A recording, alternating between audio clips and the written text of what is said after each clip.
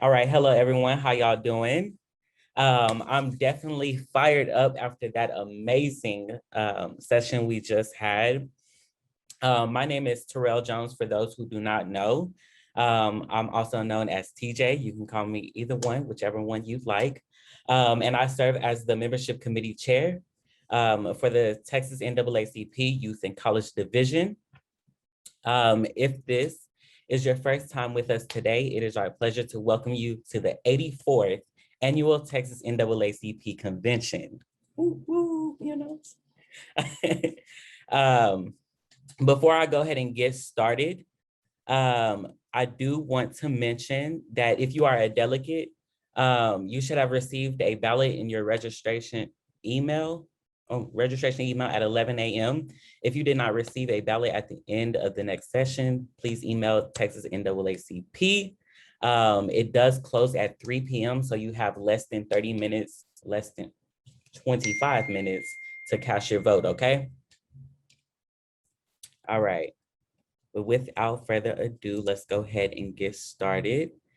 Today, we are joined this afternoon by the National Board Member, the one and only Traylon Rogers, hailing from the Dallas Youth Council.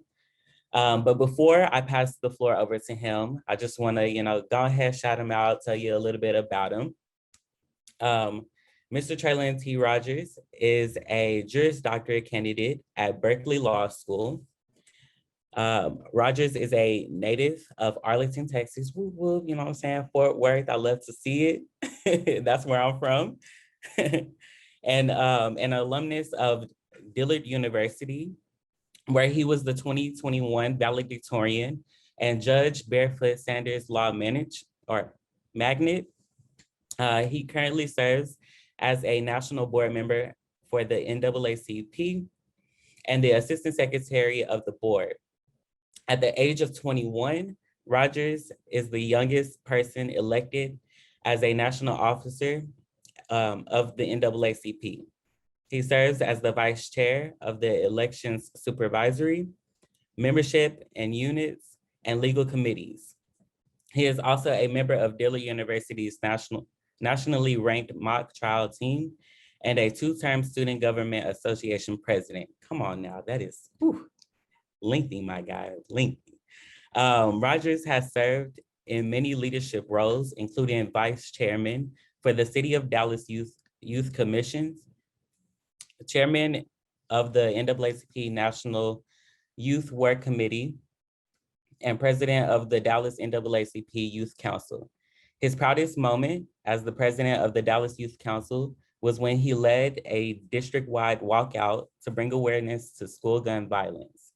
In the position of chairman of the NYWC, he created task forces that address social justice issues that impact NAACP youth. Rogers is a proud member of Kappa Alpha Psi Fraternity Incorporated, a service fraternity.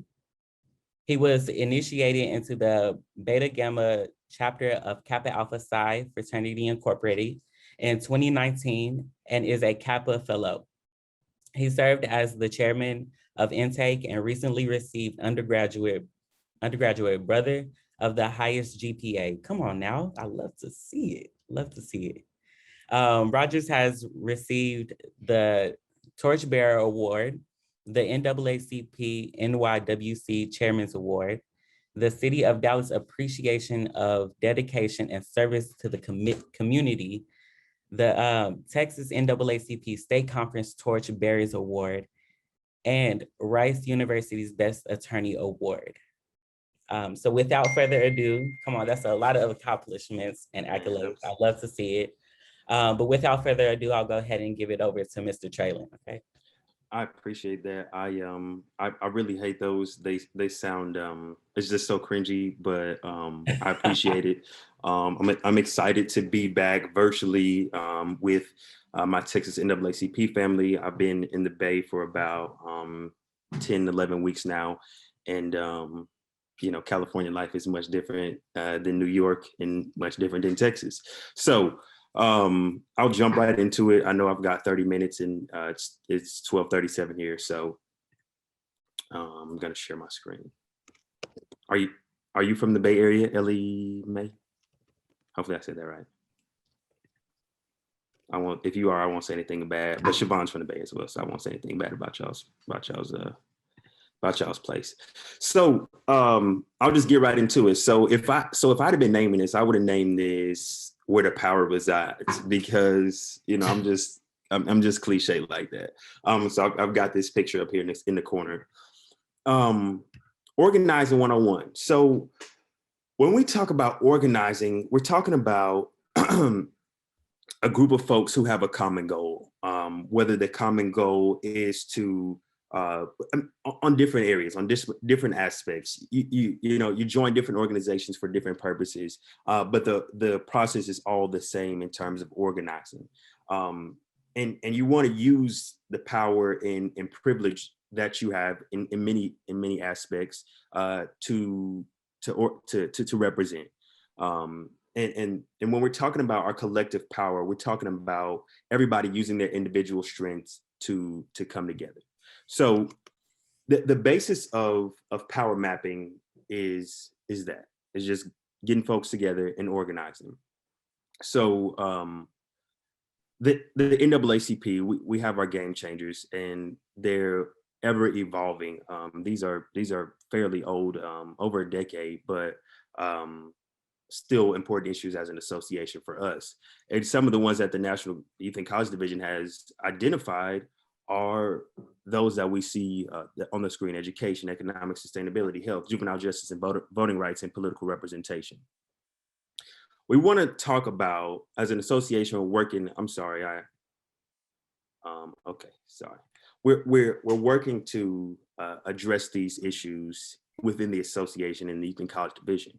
But how can we effectively address these issues and change the communities that we live in, the communities we work in, are involved in on a day-to-day basis? So I'll talk about the types of power. So you have electoral and legislative, consumer, legal, disruptive. So the fundamental right of what should be a fundamental right should be the right to vote. Is not always the case, and isn't currently the case. But when we talk about electoral and legislative power, we're talking about putting people in office who will do the right things on behalf of their constituents, whatever that may be. I guess not even do the right thing, who will do what their constituents have elected them to do. And then we talk about consumer. So as a group of people, your power is stronger together than separately, and especially in terms of a consumer. They speak in dollars, and so if we're able to disrupt the system through our buying practices and and our trends, then we're able to make a message through that. Legal, litigation through the court systems, as we see across the country, especially in our state, in Texas, how important litigation can be, especially with the federal, not the federal, the near ban of abortion in the state.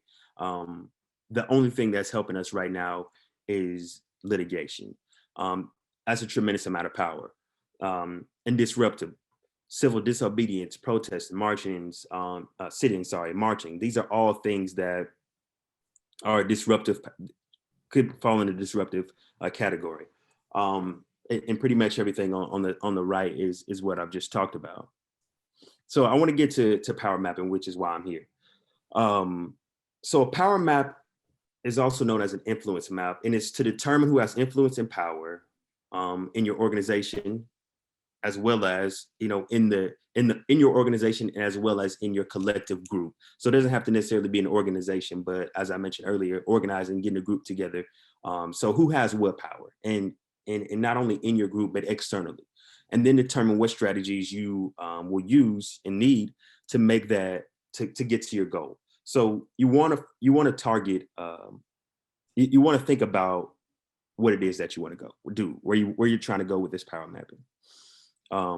So first, what is power?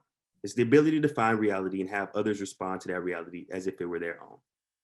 All right. So power mapping is a tool that is, here goes the picture.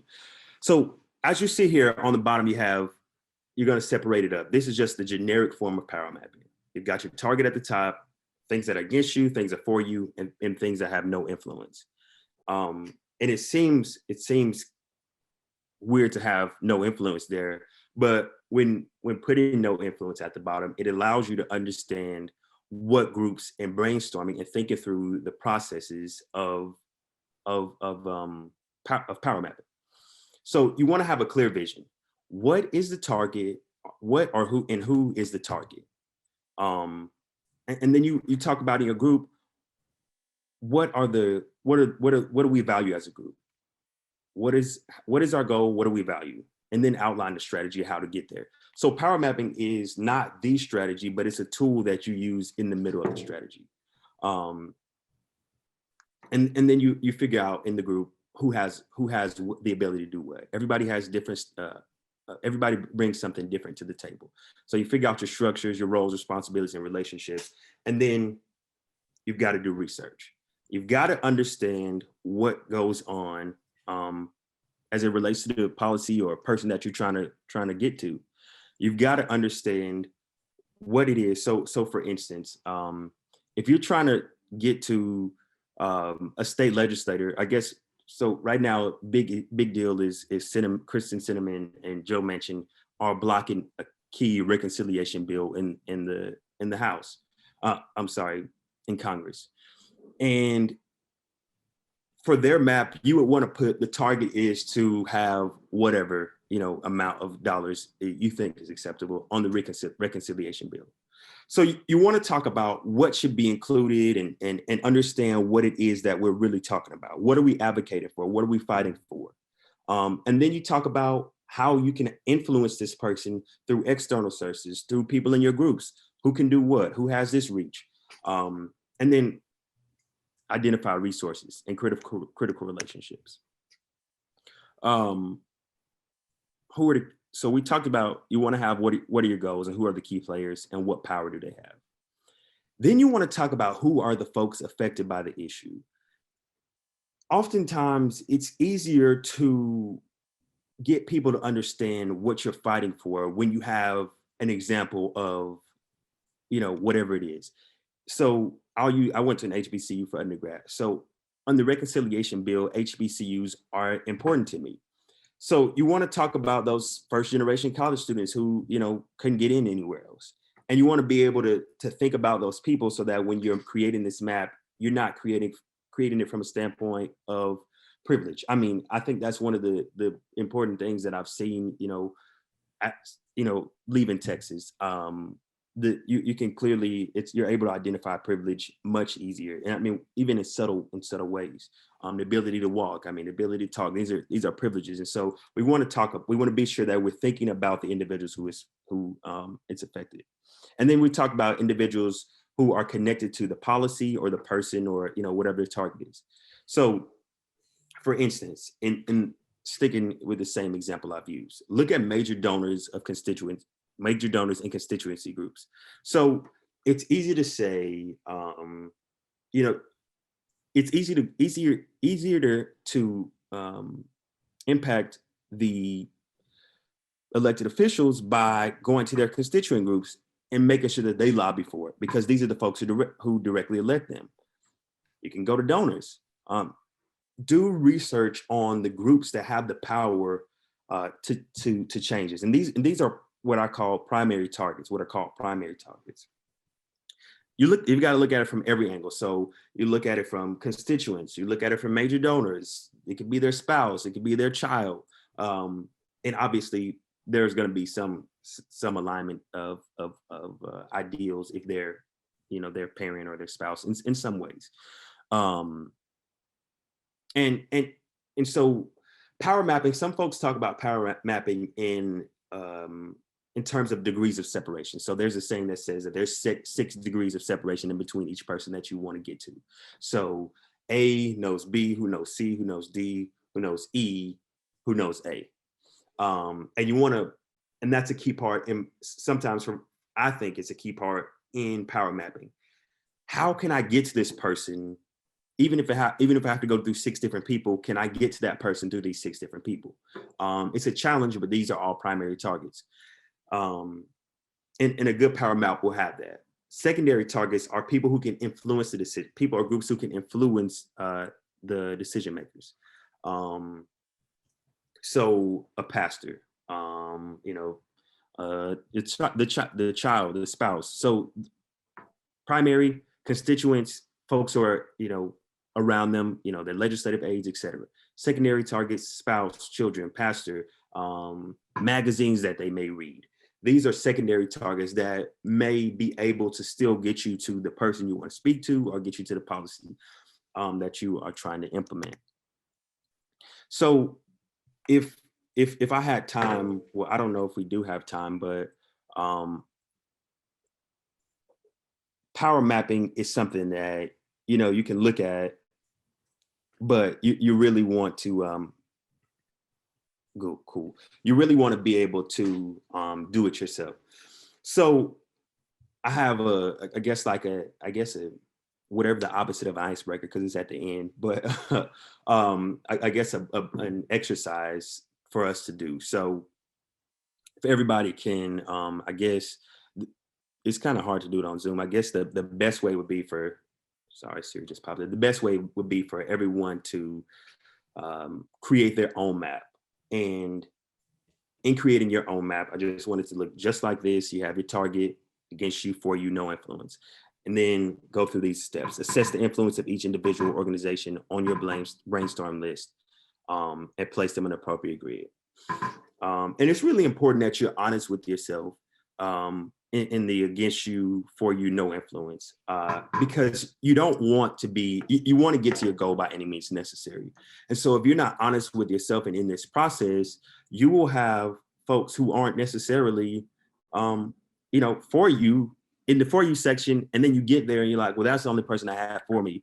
And if you don't have anybody for you, it's not to say that you can't do it, but it's going to be a bit more challenging. And in this process, everything doesn't have to be, it doesn't have to be from A to B. It doesn't have to be streamlined. As long as it makes sense cohesively to the bigger picture, then they can go on here. And draw lines, make connections. Again, degrees of separation: A to B to B, A to B, B to C, C to D, E to A. Prioritize your list. Draw circles around individuals or groups you want to direct your efforts to. And those are most likely going to be people who are with you.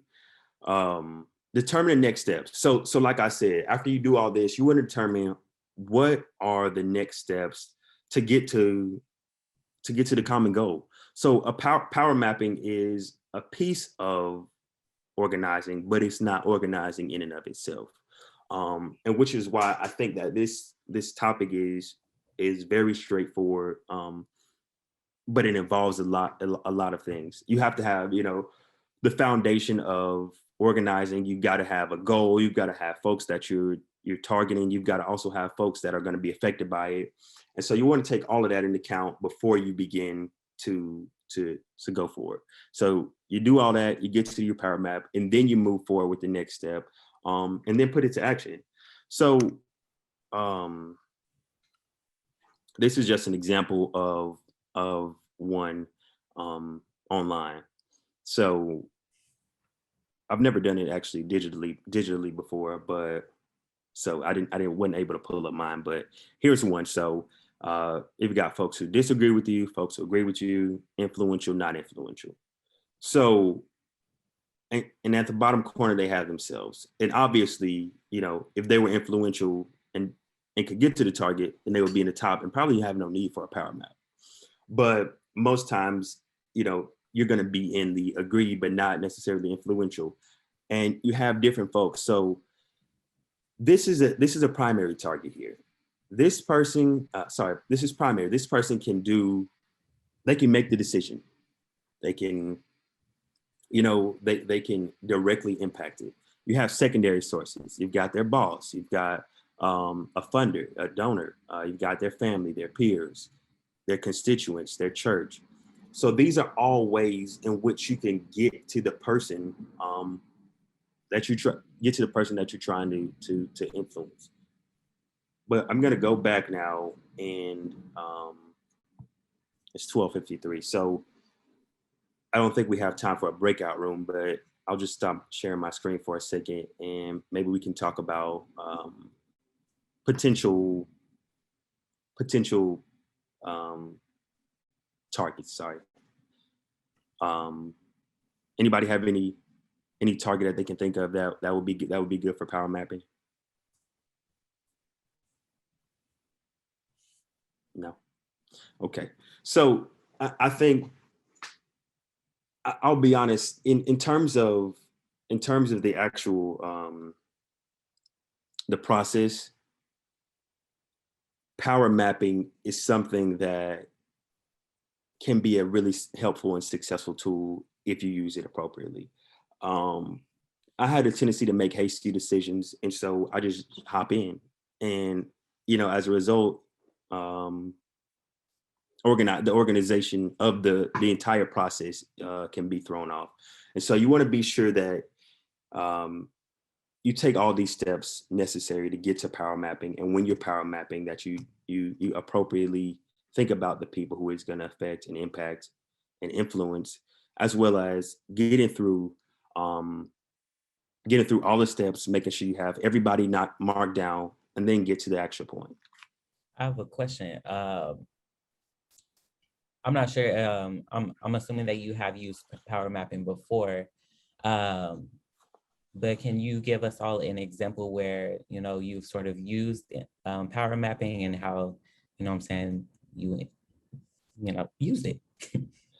Yeah, so and it's weird. I've never done a presentation on power mapping, and it's probably obvious, but so an instance when I was Dallas Youth Council president, we had there was a juvenile curfew in the city of Dallas, and it was a very very tight vote um, in terms of getting rid of the curfew or keeping the curfew, and for many reasons, the juvenile curfew disproportionately affects people of color for many reasons.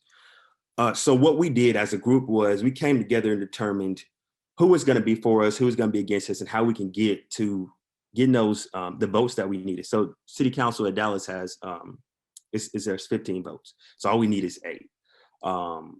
Yeah. So what we were doing was figuring out who our 8 were and how we can get there. Ultimately, we didn't get the 8, just because politics. So what we did was. So we talked about that. So we got the people of color who were on at the time, and there was maybe like 4 or 5, and we tried to, kind of get them in one group, and we partnered up with the adult branch. We partnered up with LULAC, which is a Hispanic, like our Hispanic counterpart in many ways, and we partnered with the Young Latino Democrats in Dallas, and tried to figure out how we can get these 3 groups together and how we can get to our target. So we didn't go to people's church, and we didn't talk to their spouses or children, but we did talk to a number of constituents, a number of students who were in the Dallas area who, for instance, worked past 10:30, or for folks who had to walk back home from their basketball game, and we got those people to talk about what the juvenile curfew meant to them. Rally some folks together, and we spoke at city council. So we kind of got things that were for us and against us. And the reason that some of the key players, we talked to the police chief. The police chief was, it sounds crazy, against, in a sense. She wanted the curfew to stay in place, and so we tried to get influence around that issue. So it wasn't necessarily easy to point people who had influence over these folks. But what we did do was organize collectively to determine who we were impacting and affecting, and then have those people speak about those issues. These were all people who had influence because they were constituents of their groups, and they were in the Greek category, but the influence wasn't enough. So, just because you have folks who agree with you and have influence doesn't mean it's an absolute in terms of getting where you want to go. But it seems really, it's not difficult, but it's fruitful when done appropriately and correctly. So that was one time we did it. We had another time on a much smaller scale, and we were much more successful. And that was just within the school district. And this was, and I was I guess I was a secondary in this, but there was a push for removing discrimination. Sorry, I just drew a blank. But anyway, for K through 12, they would punish students for it was basically opinion based. I'm literally drawing a blank. But we drew we did a power map on that, and I worked with a group, Texas Organizing Project, which I'm sure y'all are familiar with, to get rid of discrimination discriminatory policies in K through 12. I just can't think of the name. But I do anyway, have a question in the chat, Mr. Shine. He said, for instance, if you wanted to dismantle the school to prison pipeline, can you explain like how power mapping would look like? yeah, so that, yeah, thanks, Shauna. Like I feel like an amateur with people like Sean and Dr. Miller and Summer and Siobhan Copenhagen. All these people are just great. But so in terms of the school to prison pipeline, it's really systematic. But I think my it really starts on the local level. But I'll do I think it's easier to do state. So my state representative is Tony Rose. Tony Rose is always she's not one of those folks you have to kind of pressure and push to vote a certain way, because obviously she votes in the way of her constituents. But an example of that would be, let's just say she didn't. You would have her as a target, or to dismantle school to prison pipeline, which is a much larger target, and it's going to be a much larger power map. But for her, you would talk about how you can.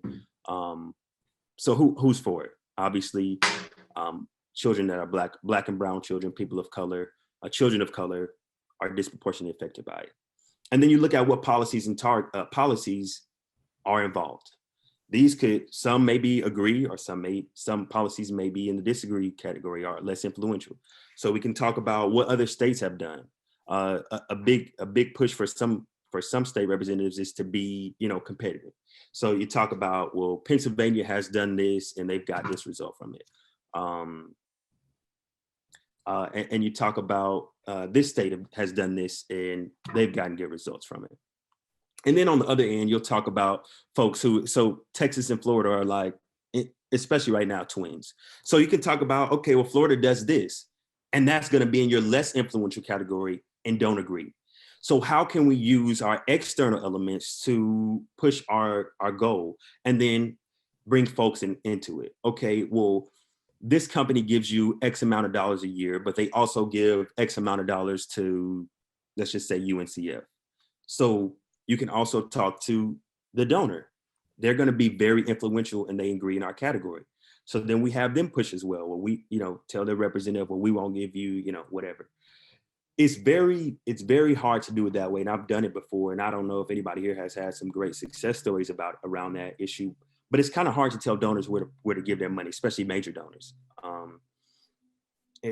tried to do it with Cracker Barrel. That's a different story, but it didn't work well. But that's an example. So you put them in that top category, top left, and say they're influential. They agree with what we're talking about. How can we get them to push our agenda forward? So that would be one. And it's not always about people. Like I said, it can be about the states. A big push, a big factor for these folks is how can we remain competitive in this industry? Look at what other states are doing. If they want to be more, if they want to have more revenue for their public schools than California, do that. But obviously they're going to be looking at how much money can they make from the prisons. So you don't want to put that, but you do want to put that in your disagree, and less influential.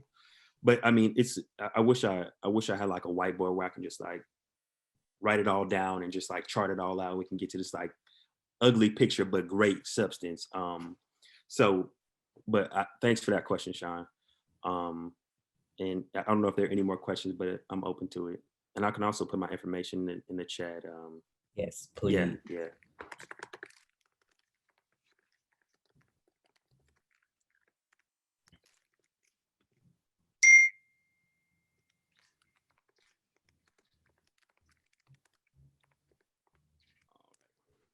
Yeah, well, I appreciate the opportunity. Siobhan, thank you, TJ, and everybody else who is on the call. It's been a pleasure. Traylon, you can't close out the session. We're closing out the session. All right.